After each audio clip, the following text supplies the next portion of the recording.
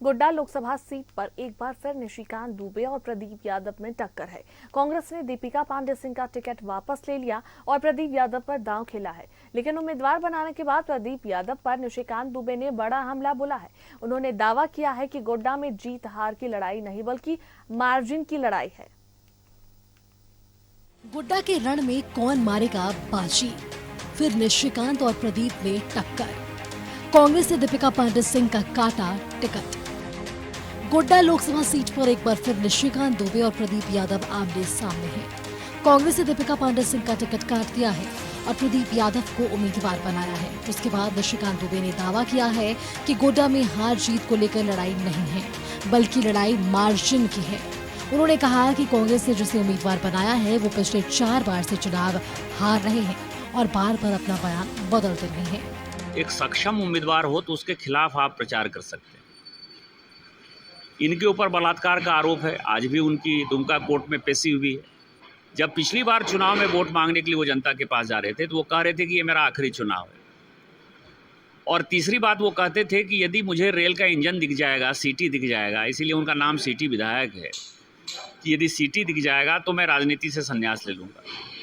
मैं हसडिया गया था, वहाँ मैं डेयरी इंजीनियरिंग कॉलेज खोल रहा था, कहा कि यदि इसका एक ईंट जुड़ जाएगा तो राजनीति से संन्यास लूँगा।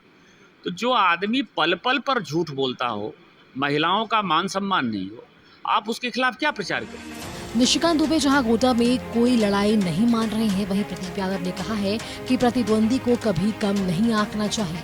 प्रतिद्वंदी को कभी कमजोर नहीं समझना चाहिए, यह भूल होगी। वो 3 बार से है, भारतीय जनता पार्टी के सांसद हैं। मैं किसी को कमजोर नहीं आंकता, लेकिन उनको कमजोर और बलवान आंकने से नहीं होता है। हम अपनी खेती करेंगे। इधर दीपिका पांडे सिंह का टिकट काटने पर निशिकांत ने कांग्रेस पर तंज कसा है। कांग्रेस पूरी पार्टी जो है हड़बड़ाहट में है, बौखलाहट में है।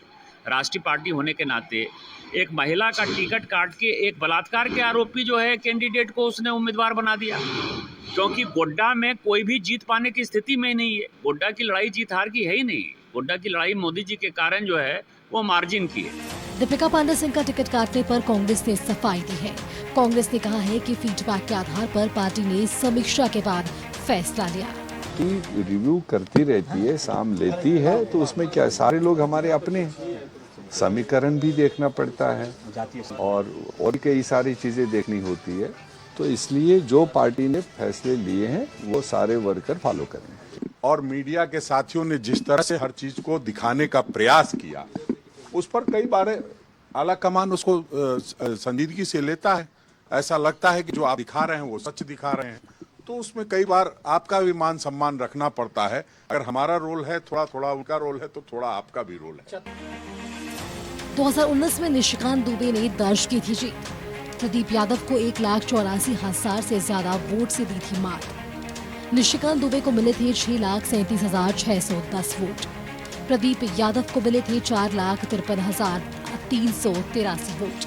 लेकिन 2024 में एक बार फिर कांग्रेस ने प्रदीप यादव पर भरोसा जताया है। ऐसे में क्या प्रदीप यादव अब की बार गोड्डा में निशिकांत दुबे के विजय रथ को रोक पाएंगे? न्यूज़ 11 भारत के लिए रांची से राकेश के साथ ब्यूरो रिपोर्ट।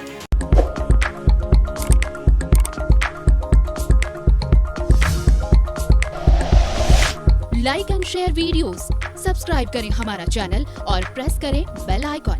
न्यूज़ 11 भारत, सच है तो दिखेगा।